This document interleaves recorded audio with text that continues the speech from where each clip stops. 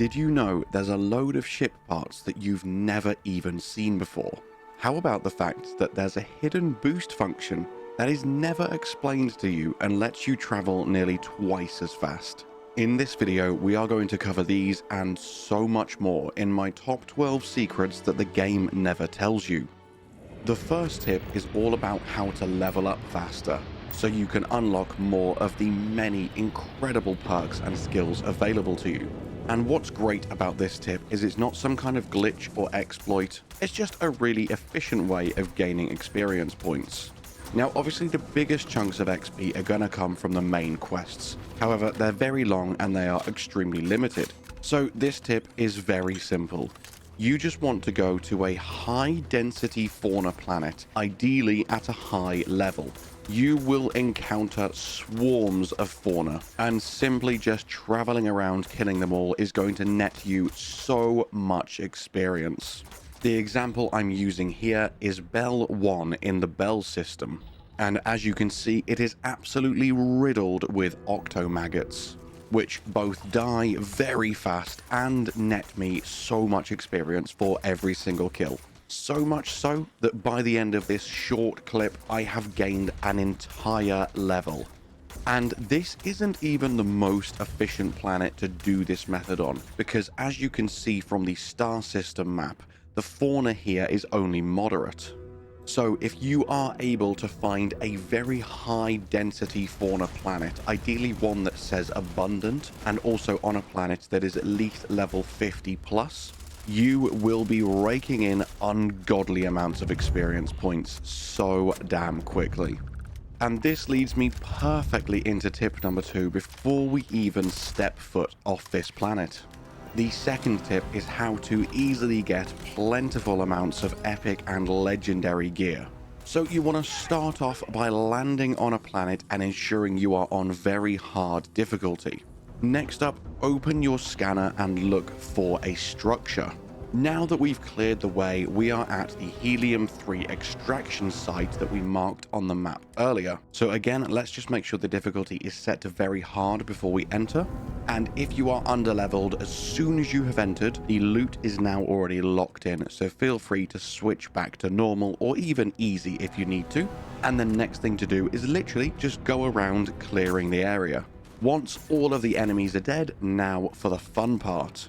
You get to go around grabbing all of this loot, and you will find that even the common items tend to be of a much higher level than they should be, just because of the fact that these enemies have a very hard difficulty level of equipment value. Now, I don't know if it's been confirmed if the quantity of items has also been increased, but as you can see here when I'm opening the contraband cache, we find 3 mech components and 6 sentient AI adapters, which is going to net us tens of thousands of creds. Next up, and most importantly, we'll head on over here to the industrial crate, and as you can see, we have got 5,000 credits, a load of gold, and most importantly, a legendary spacesuit. This is literally just chilling out on the floor for us to grab. This is the power of setting your game to very hard difficulty. Now, of course, the actual damage resistance of this suit isn't as good as mine, but that's just because this is a very endgame character. If you were to come here before doing every other quest in the game, when you find this item, this would be absolutely insane. And I mean, even with the low stat, the additional perks it gives you are still fantastic. And this is just one of hundreds of randomly generated legendary items that you could grab in one of many different structures and caves and buildings just like this. So, long story short, find a planet with life, set your difficulty to very hard, beeline it to a structure, clear the area, and loot to your heart's content. Now for tip number 3, let's have a look at some of the hidden mechanics involved with stealth. Off fully geared up, attempting to steal this bridger weapon. And as you can see, it's not going very well. I am being detected 100% of the time. So let's go into my inventory and unequip all of my armor and my weapon. I am now completely weightless. And as you can see, as soon as she turns her back and I am out of line of sight, immediately I am 100% hidden. That gives me just enough time to steal the gun. And now that you've seen it in action, let me show you exactly how effective this is. I will walk behind the shopkeeper and then crouch, and no matter how much I am moving around, that bar is barely moving. I am well and truly hidden. However, if I was to re-equip all my equipment again, as you can see, just the slightest movement makes me almost instantaneously detected. So when you are doing any pure stealth missions, specifically the Ryujin faction questline, make sure that you strip off, because it helps so much more than I can stress. And for the longest time, I was racking my brain trying to figure out why I was constantly being detected, even if I was miles away from enemies, being very, very cautious. As you can see here, the answer is equip load. Now that you know that, you will enjoy stealth sections so much more than you previously did. So let's now move on to tip 4, how to boost faster. Firstly, let me sprint alongside my narwhal using the standard boost pack. As you can see, 3 boosts get me roughly half the length of the narwhal before I then have to wait for my boost pack to recharge. So now let's go back where I just was, and the next thing I'm going to do is head into the options and set an Alt key for jump. I have set this to left Alt, but it can be any button that you want. And now as we sprint and boost along the side of the narwhal, I am absolutely flying, and I'm nearly able to make it to the end of the narwhal in just 4 quick jumps. For some reason, if you set an Alt boost button, you absolutely fly. You go so much faster.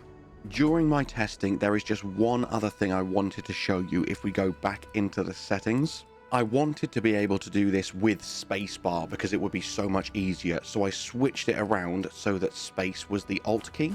However, weirdly, this doesn't work. It still registers space as your normal slow boost. So if you do try and be clever about it and do this, just know for some reason it will stop working. So you'll need to switch it back round. Space will always be your regular boost, and something like left Alt can be your alternative super fast boost. For tip number 5, let's take a look at the star map. If we zoom right out, you can obviously see all of the different solar systems here. And if you're very end game and you're just in exploration mode, you want to go and visit everything, and you want to make sure you leave no stone unturned. And initially it seems like it's the named systems that are the ones that you have visited. However, the longer you play the game, the more you realize this isn't the case.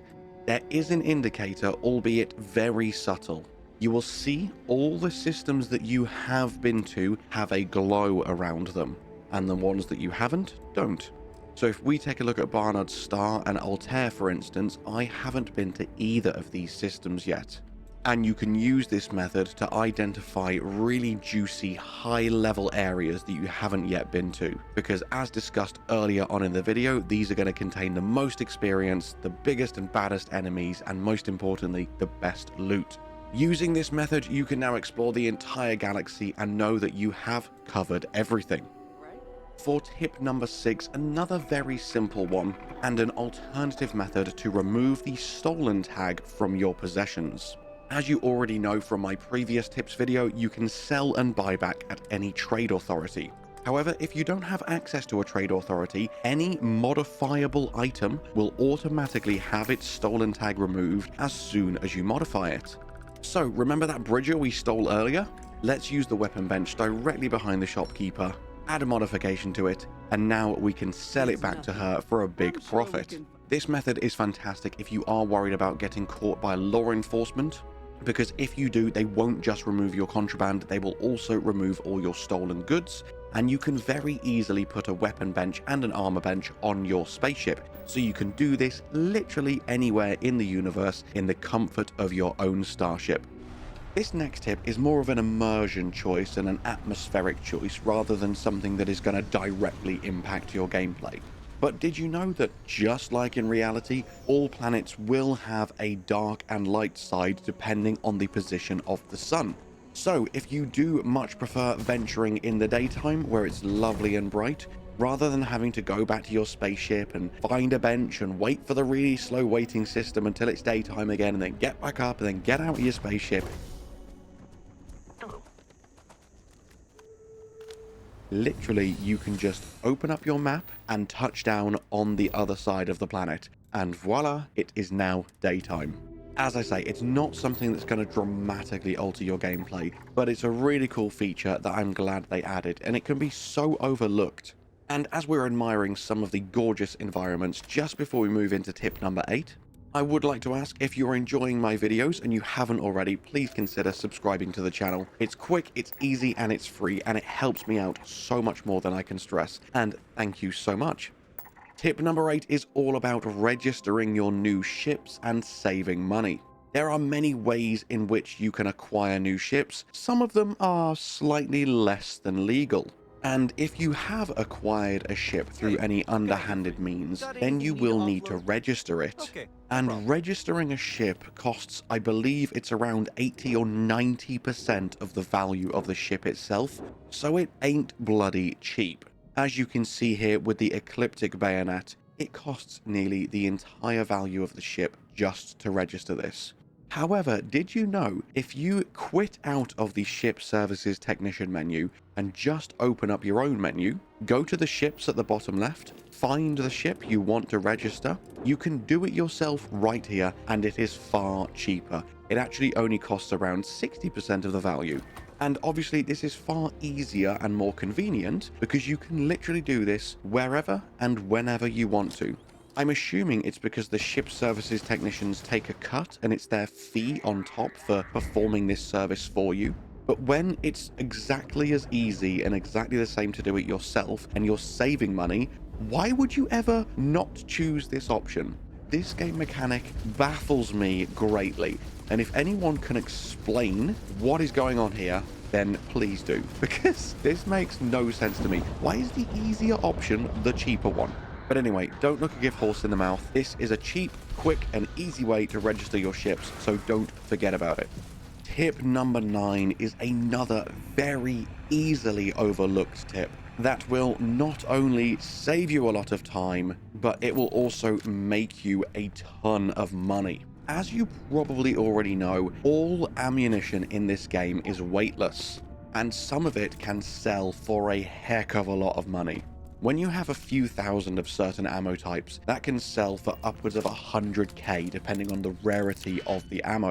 And to this end, tip number 9 is to always pick up every single gun you find lying around, even if your inventory is full and you just plan on dropping it again. Because every single bullet left in that gun's magazine will automatically be added to your inventory. And then when you throw the gun back down, you will throw it down ammoless and you will keep all of the ammo yourself. Some weapons can have upwards of 150 round mags. So if you're doing this, not only are you keeping your ammo reserves nice and full, but also you have just made yourself a lovely little money earner that is completely weightless. This is one of the most efficient ways in the game to make money, and it is so slept on and overlooked. The amount of times I would finish clearing out a whole base, having found very few ammo pickups, and somehow finishing with way more ammo than I started with. And not knowing for the longest time, it's because I was taking the ammo from all of the guns I was collecting. This is such an amazing little secret to know, and hopefully it has blown your mind as much as it blew mine. For tip number 10, let's head to the Deimos shipyard at around level 20 and take a look at one of our ships. Any ship will do. We're now going to go into the ship builder and bring up some of the parts on offer for us to buy. As you can see, there's roughly 15 or 16 shields here that we can buy, and not an insignificant amount of weapons, maybe 100 or so. However, did you know that ship parts are actually tied behind your player's level? So if I was now to come back here at level 48 and look at the exact same menu, I've now got over twice as many shield generators accessible to me. And if we have a look at the weapons tab, it is absurdly long. We have got hundreds of weapons to choose from. So if you have ever been following a ship guide, and I know I am guilty of this as well because I had no idea this was a thing, and someone has told you to buy a particular weapon or a particular grav drive, and you were at the exact same place with all the same perk points and you still couldn't find it or buy it, it's because quite a few ship parts are tied to your player's level. and you will still be unlocking new and better ship parts upwards of level 80 plus. So even if you think you've got the best ship in the world, your ship design's at level 4, your piloting's at level 4, and you bought all of the absolute best things you could, make sure you check it out 10 levels later, because you'll probably find basic ass weapons and parts that don't even require all of these super fancy perks are still going to outclass what you purchased a few hours ago. So you can keep coming back and you can keep upgrading your ship time and time again, and it is going to get more and more and more powerful. Late game, when your character is level 60, 70 or even 80, even putting any perk points into Starship Design or any other similar perks, you will find that some of the parts on offer are going to be absolutely insanely ridiculous.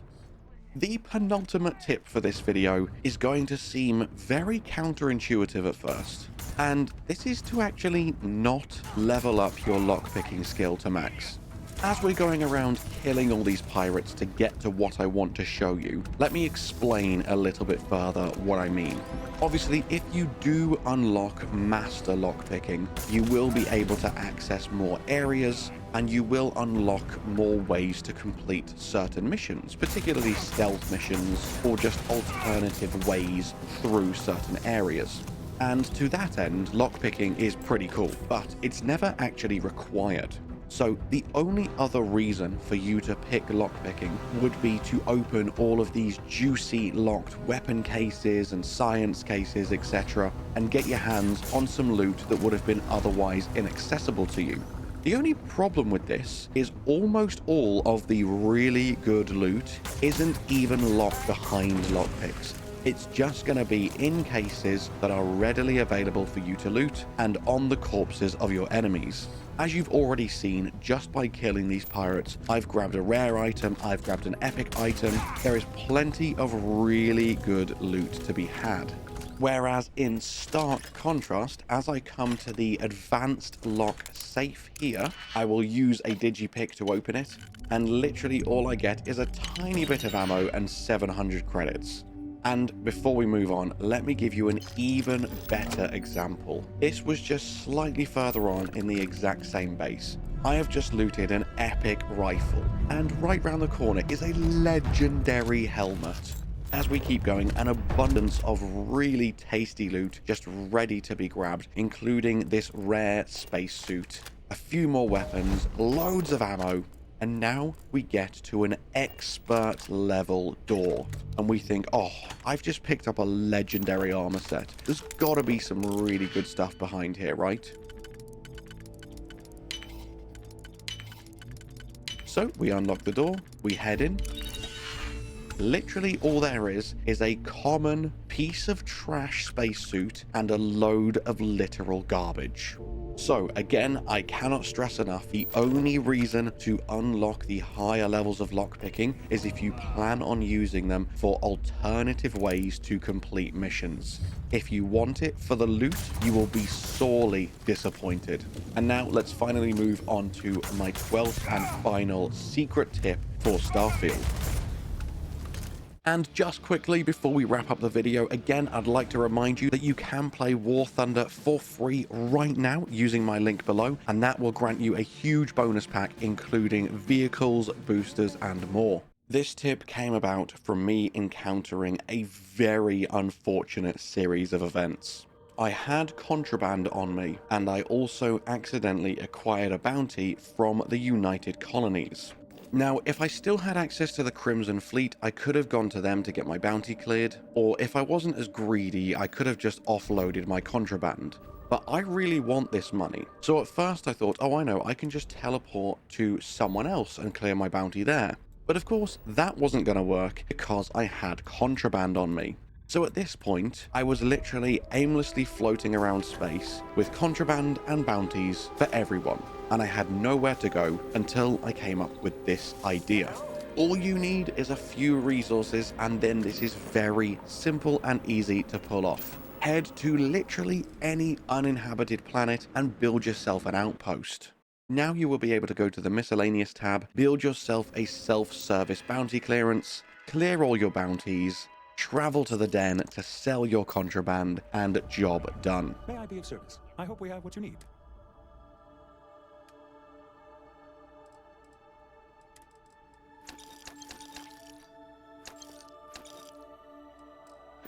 Another even easier way to do this is to take the luxury mansion perk when starting the game, and you can just head there and build the bounty clearance machine there. But now either way, you know exactly how to handle this situation if you do get caught in this sticky predicament that I got myself in. And that is it, my friends, for my top 12 secret tips that Starfield doesn't tell you. If you enjoyed the video, please do like and subscribe. And as always, all that's left for me to say is thank you so much for watching. I hope you have an amazing day, and I'll see you in the next one. Bye bye.